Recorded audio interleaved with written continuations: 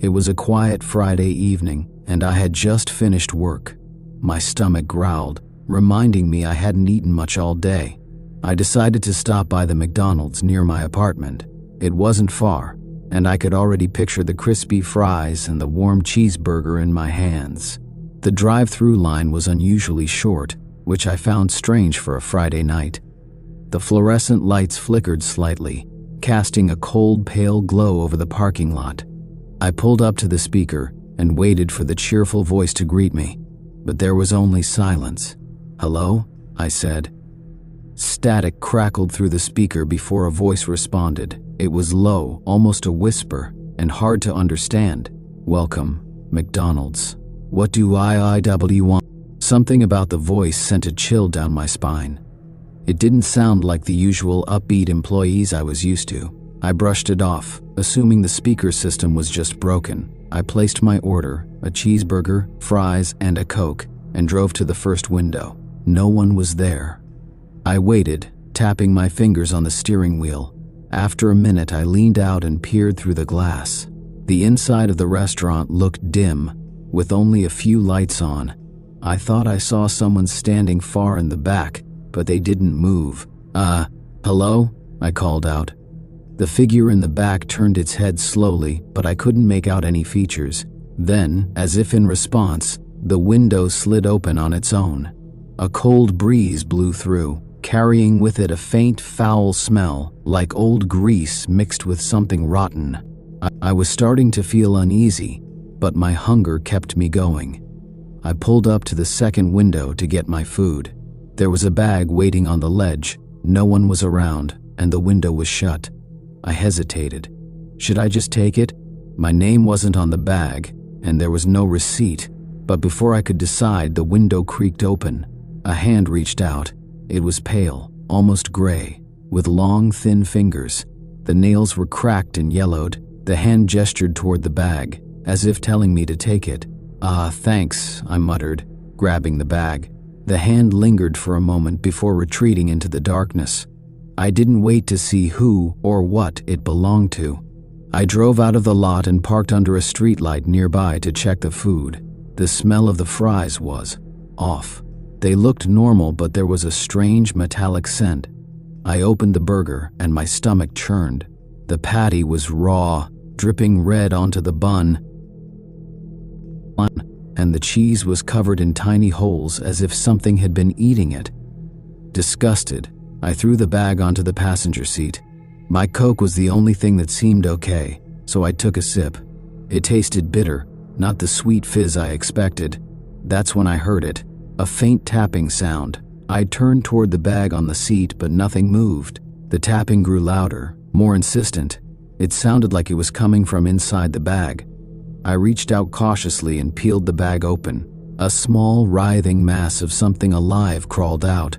It looked like worms, but they were longer, blacker, and moved too fast. They scattered across my seat and floor, some heading toward me. I screamed and threw the bag out of the car, slamming the door shut. The worms writhed on the pavement, wriggling in a strange, synchronized pattern. Then they stopped. I stared in horror as the worms started to form words on the ground. And wait to see what would happen next. I sped home, locking my doors and windows as soon as I arrived. My heart was racing, and I couldn't shake the feeling that I was being watched.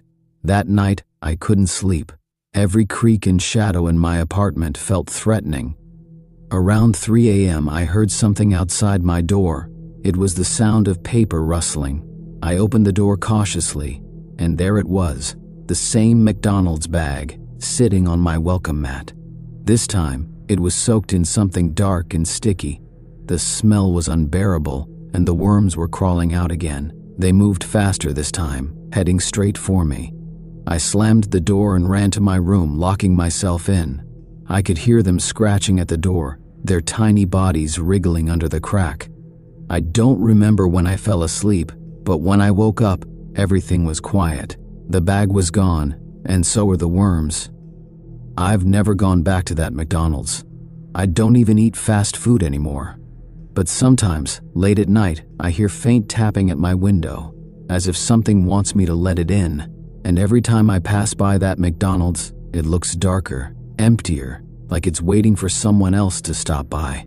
I tried to move on with my life, but the experience at McDonald's haunted me. Weeks passed, and though I didn't hear the tapping or see the worms again, I couldn't shake the feeling that something wasn't right. One night, while scrolling through social media, I saw a post from someone in my area. It was a photo of that same McDonald's with the caption, "Has anyone else noticed how weird this place is? They got my order wrong, and when I went inside, the workers just stared at me like they didn't understand what I was saying." Creepy. The comments were full of similar experiences. The last time I went, the fries tasted weird, like metallic or something. I swear I saw something moving behind the counter, but it wasn't human. I drove by late at night, and the lights were on, but it looked empty inside. Who keeps it running? One comment stood out. "That McDonald's has been closed for months. Whatever you're seeing isn't real." My stomach dropped. Closed? That couldn't be true.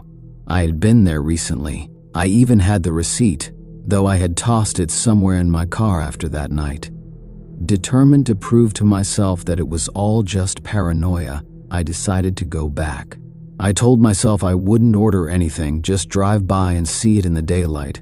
Maybe it would look normal, and I could finally move on. The next day, I drove to the McDonald's.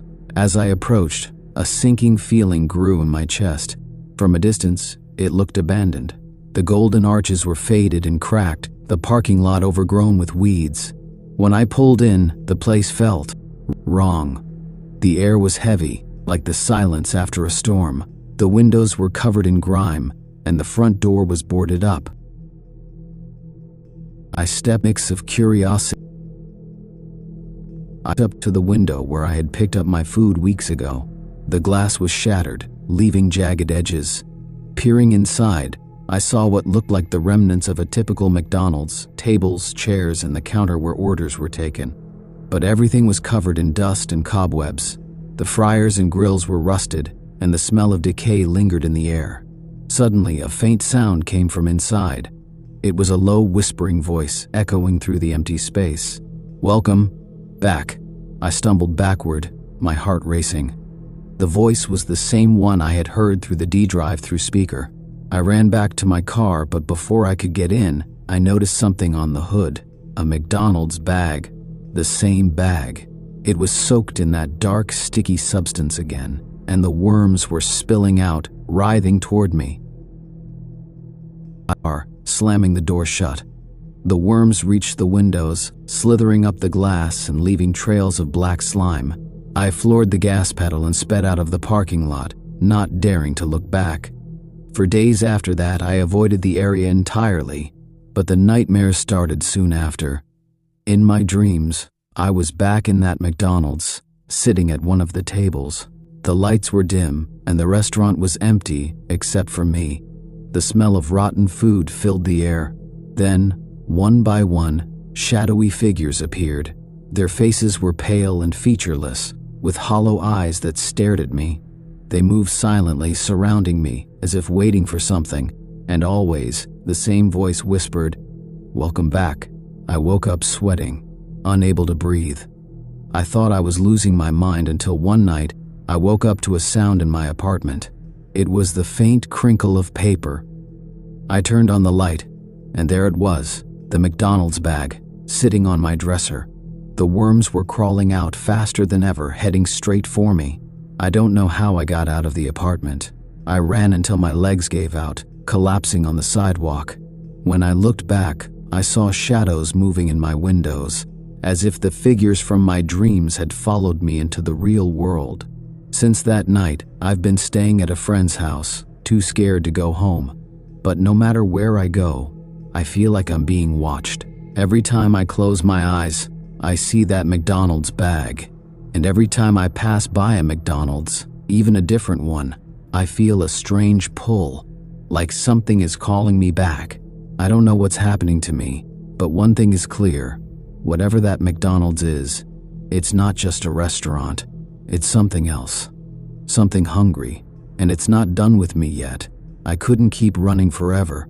The fear followed me wherever I went, and the nightmares grew worse. Each night, the same voice whispered, "Come back," and each time the shadowy figures in my dreams came closer. I decided there was only one way to end this. I had to go back to the McDonald's one last time and face whatever was haunting me. It was midnight when I arrived. The restaurant looked even more decrepit than before, the building sagging like it was slowly sinking into the earth. The golden arches were now blackened and twisted, resembling claws reaching toward the sky. I parked my car but left the engine running just in case. The night was eerily silent, the only sound coming from my own shaky breathing. As I approached the building, the door boarded up the last time I saw it was wide open. Inside, a faint yellow light flickered, casting long, shifting shadows. "Welcome back," the voice whispered again, echoing through the air. I stepped inside, my heart pounding.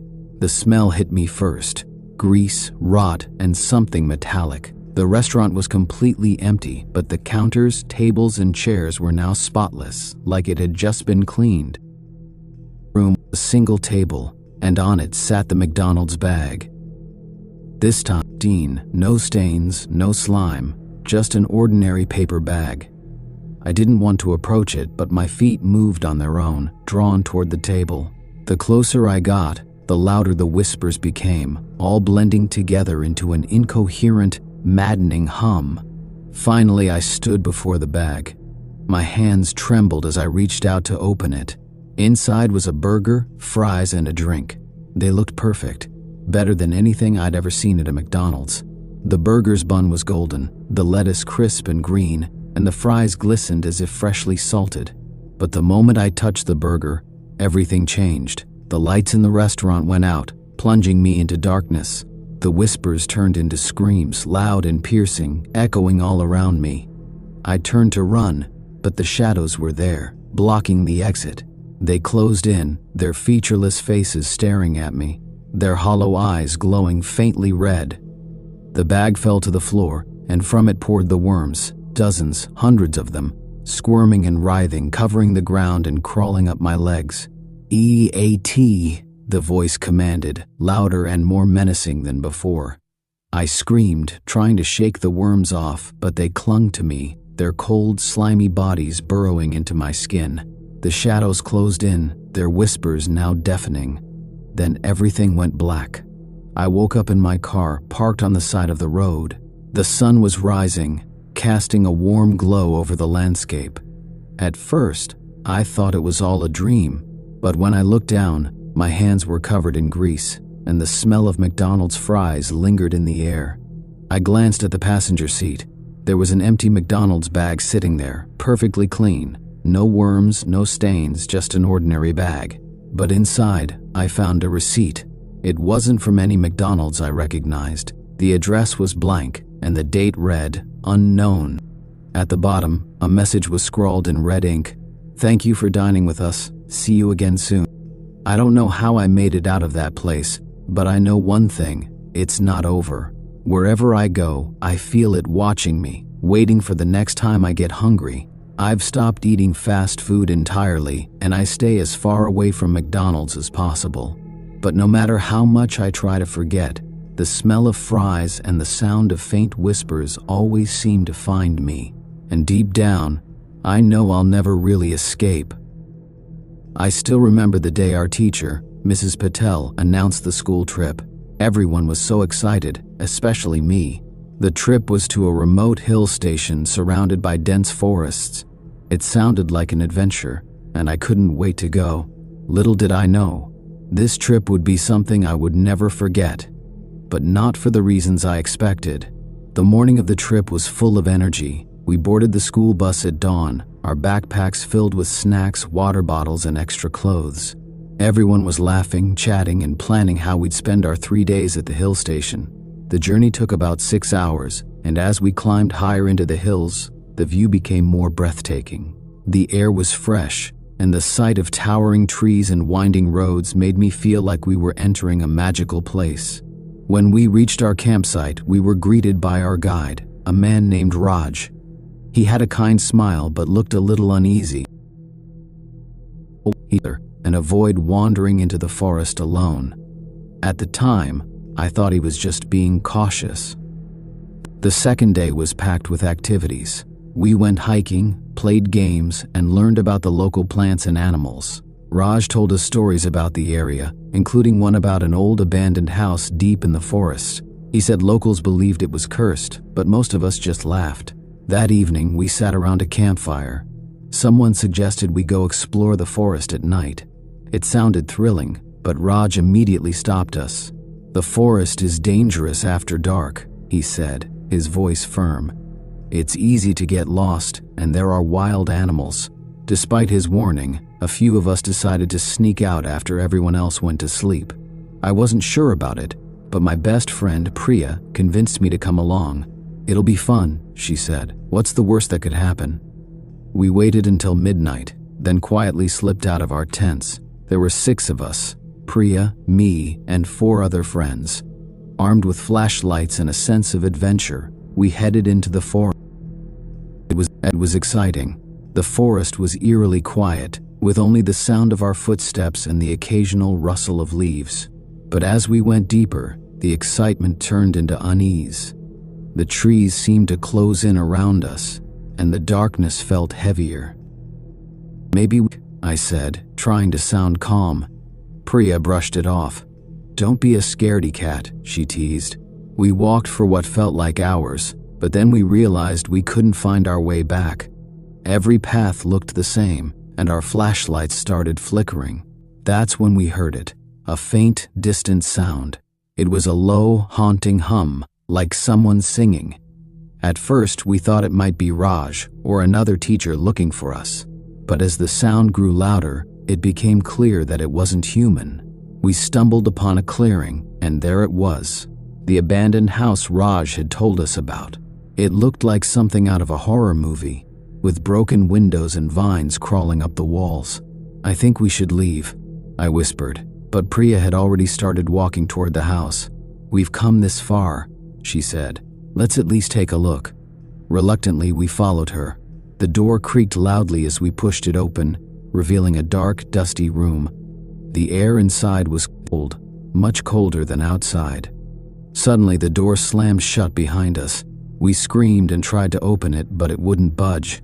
Then, the humming sound returned, louder this time, echoing through the house. As we explored the house, strange things started happening. Shadows moved on their own, and we heard whispers even though no one was talking. One of my friends, Rohan, swore he saw a figure standing in the corner of a room, but when we shined our flashlights, there was nothing there. Panic set in. We tried to find another way out, but every door we opened led us back to the same room. It was like the house was alive, playing tricks on us. Then we saw her, a woman in a tattered white dress, standing at the top of the stairs. Her face was pale, and her eyes seemed to glow in the dark.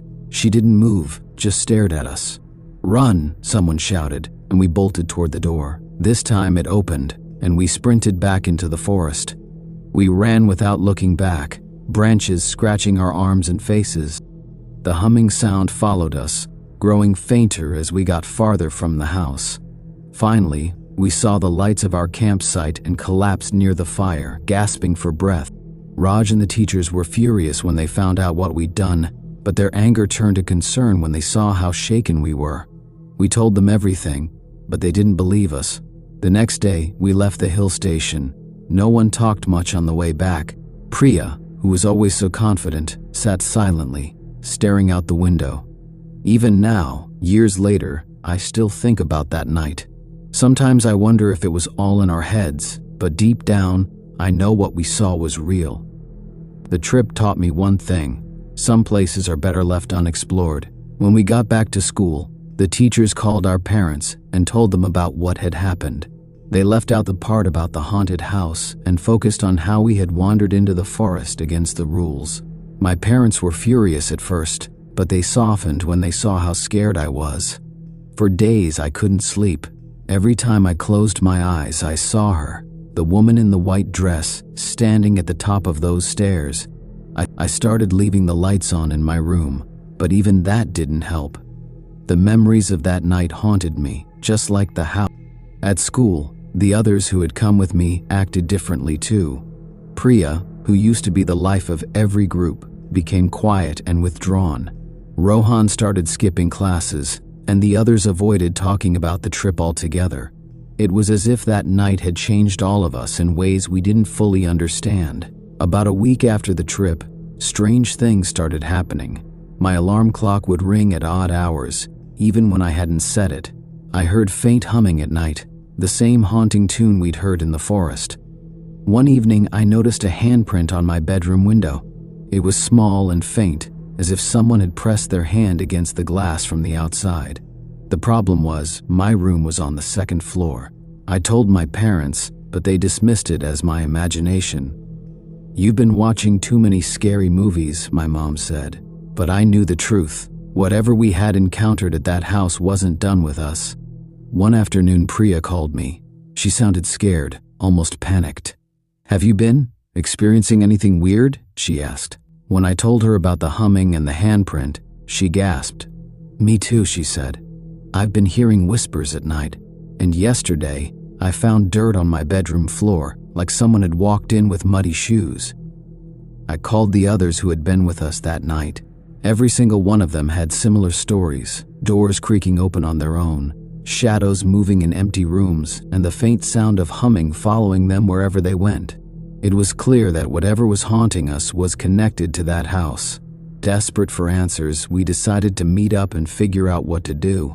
Rohan suggested we talk to Raj, the guide from the trip. He seemed to know more about the house than he had let on. We found Raj at his home near the hill station. When we told him about what was happening, his face turned pale. "I warned you not to go into the forest," he said. "That house, it's cursed. The woman who lived there died under strange circumstances, and her spirit has never left. Locals say anyone who enters the house becomes marked." Priya's voice trembling. Raj nodded. "She won't stop until she gets what she wants. And sometimes, what she wants is someone to stay with her forever." We asked Raj how to stop the haunting. He told us there was only one way. We had to go back to the house and return something we had taken. "But we didn't take anything," I said.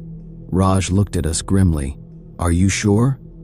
That's when Priya's face turned red. She hesitated before pulling a small silver locket from her pocket.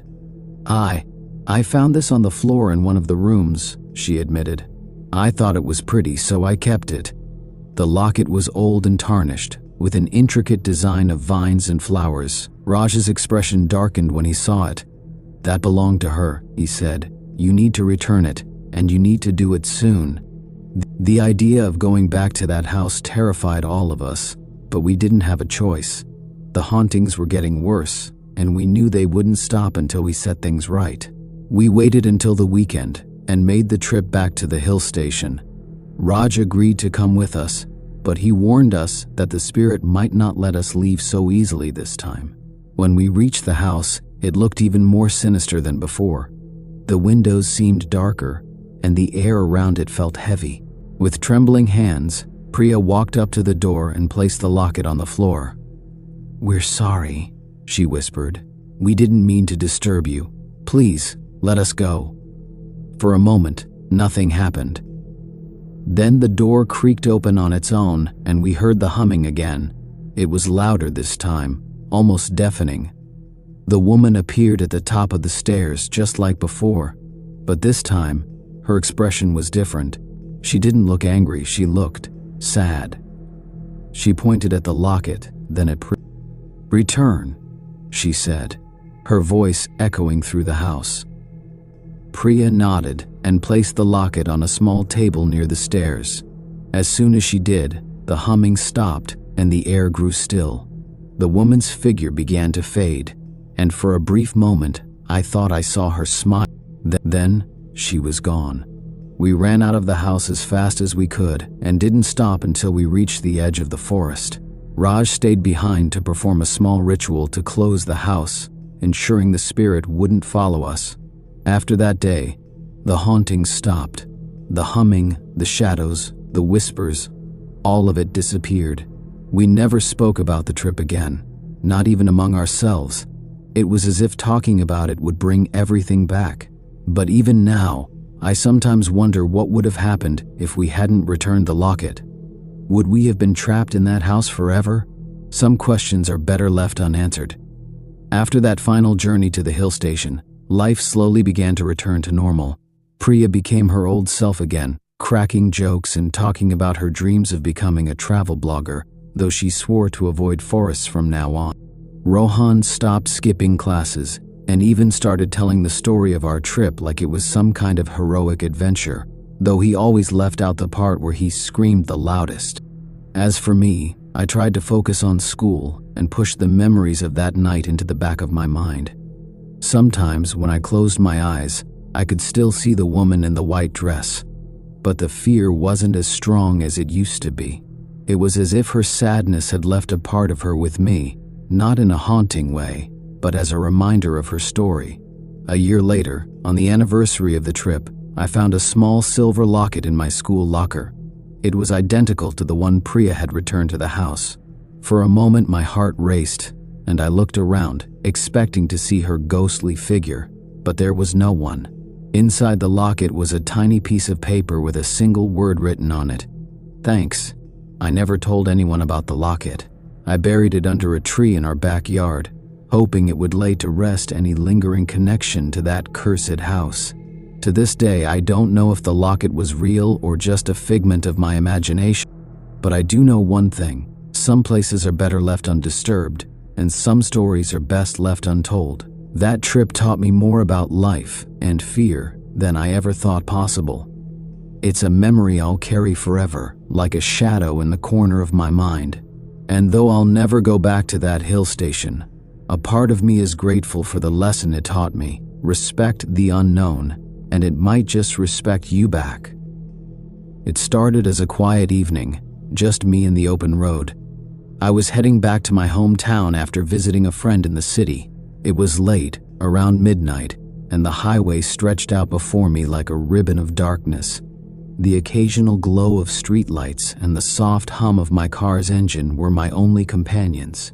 The air outside was chilly, and the trees lining the road swayed gently in the wind. I enjoyed night drives. They gave me time to think. But this time, something felt different.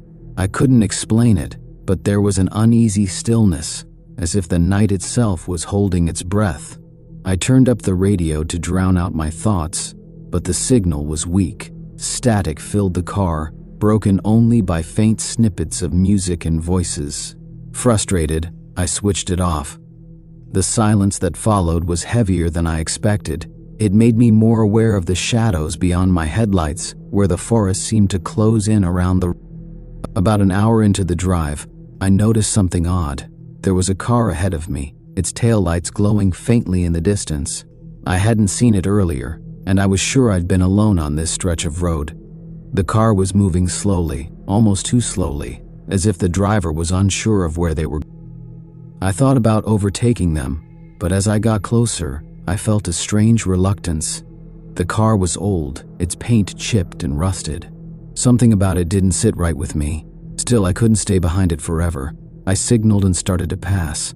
As I drove past, I glanced at the driver. It was a man, but his face was pale, almost ghostly, and his eyes were fixed straight ahead, unblinking. He didn't even seem to notice me. A chill ran down my spine. I sped up, eager to put some distance between us. For a while, I thought that was the end of it. But when I checked my rearview mirror, the car was there again, following me. Its headlights were dim, but I could see it clearly, keeping pace with me no matter how much I tried to speed up or slow down. My chest tightened. Was this some kind of prank, or was the driver trying to mess with me? I decided to pull off at the next gas station. I needed a break, and maybe the car would pass me. But when I finally spotted a station and turned in, the other car followed. It parked at the far end of the lot, its engine still running. I got out of my car and walked into the convenience store, trying to act normal. The clerk greeted me, a bored-looking teenager scrolling on his phone. I grabbed a bottle of water and paid quickly, all the while glancing out the window at the old car. The driver hadn't moved. "Hey," I said to the clerk, trying to sound casual. "That car outside, do you know who's driving it?" The clerk barely looked up. "Nah, man. People come and go all night." I nodded and left the store, my heart pounding. When I got back to my car, the old car's headlights flashed once, briefly blinding me. Then it pulled out of the lot and disappeared down the road. Relief washed over me. Maybe the driver had decided to leave me alone. I waited a few minutes before getting back on the highway, just to be sure. The road was empty again, and I started to relax. But the feeling didn't last long. About 20 minutes later, I saw them again. The same taillights, the same slow-moving car. It was impossible. There were no turnoffs or alternate routes it could have taken to get ahead of me. My hands gripped the steering wheel tightly as I debated what to do. Suddenly, my car's radio crackled to life, the static louder than before. A faint voice came through, distorted but unmistakable. "Don't stop. Keep driving." My breath caught in my throat. I hadn't touched the radio, and the voice didn't sound like any broadcast I'd ever heard. It was calm but insistent, and it sent shivers down my spine. I glanced at the old car. Its taillights flickered, and for a brief moment, I thought I saw something, or someone, sitting in the back seat. It was just a shadow, but it felt wrong, unnatural. My instincts screamed at me to get away. I floored the gas pedal, my car surging forward. The old car didn't follow this time. Its taillights vanished in my rearview mirror, swallowed by the darkness. But the unease lingered, gnawing at the edges of my mind. As I continued down the highway, the static on the radio grew louder, almost deafening. I turned it off, but the noise persisted. And then I heard it again, the voice, clearer this time. "Don't look back." The road ahead was empty, but I felt an overwhelming urge to glance in the mirror. I fought it, focusing on the asphalt in front of me. The voice repeated, more urgent now, "Don't look back." I couldn't help myself. My eyes darted to the mirror, and what I saw made my blood run cold. The old car was there again, but it wasn't just a car anymore. Its headlights were gone, replaced by glowing red orbs. The driver's face was twisted into something inhuman, and the shadow in the back seat was no longer just a shadow. It was a figure, its eyes burning with the same red light. Panic took over. I drove as fast as I could, the engine roaring as I pushed it to its limits. The thing behind me kept pace, its grotesque form growing clearer with each passing second. I didn't know what it wanted, but I knew I couldn't let it catch me. Then, just as suddenly as it had appeared, it was gone. The road was empty again, and the static on the radio had stopped. I pulled over, my hands trembling as I gripped the steering wheel. The silence was almost as terrifying as the change. I didn't stop again until I reached my hometown. Even then, I couldn't shake the feeling that I was being watched. Every time I looked in the mirror, I half expected to see those red eyes staring back at me. It's been weeks since that night, but I still can't drive after dark. The memory of that car, that thing, haunts me. I don't know what it was or why it chose me, but one thing is certain. Some roads should never be traveled alone. I avoided driving at night for weeks after that experience, but no matter how hard I tried to push it from my mind, the memories kept creeping back. The cold, the voice on the radio, the red-eyed figure in the back seat. Everything felt so real, so vivid. It wasn't just a bad dream, I knew that. But one evening, curiosity and the need for closure tugged at me. I decided to take the same highway again, even though every part of me screamed not to. I couldn't live with the fear of it all, not knowing if it was just my mind playing tricks or if something truly terrifying had happened that night. I made sure to leave just before sunset, hoping the fading light would offer me some comfort. As I drove down the familiar road, the trees on both sides seemed to press in closer than before. The wind was still, the air thick with the quiet hum of the tires on the asphalt. It wasn't long before I saw the first sign, a flicker of headlights in the distance. The same pattern, a slow-moving car, just like that night. My pulse quickened, but I refused to give in to panic. This time, I was prepared. I kept my eyes on the road, focusing ahead. I wouldn't fall for it again. I wouldn't let whatever it was get to me.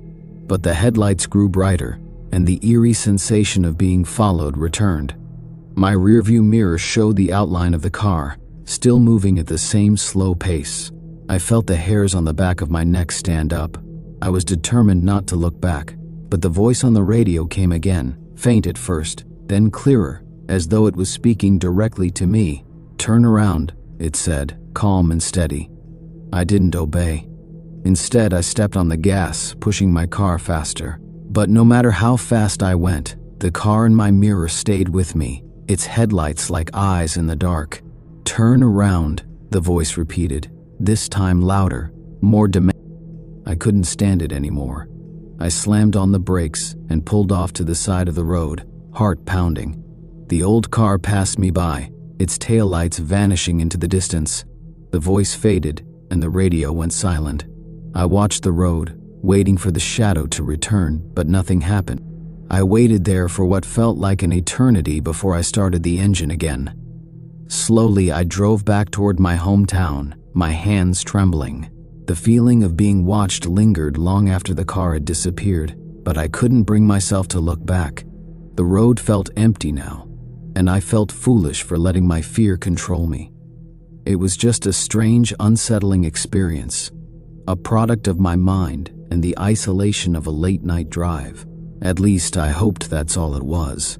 But as I turned the corner to my street, my headlights briefly illuminated something standing at the end of the road.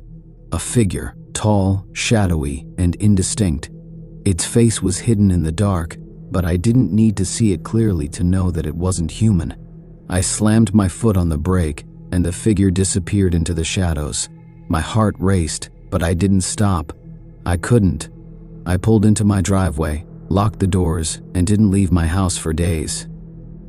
I saw that night, or if it was all just a terrifying hallucination, but I couldn't ignore the feeling that something had followed me home.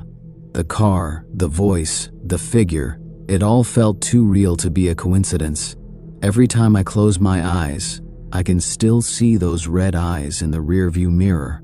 And every time I pass a dark stretch of road, I wonder if it's waiting for me, just out of sight, ready to follow again.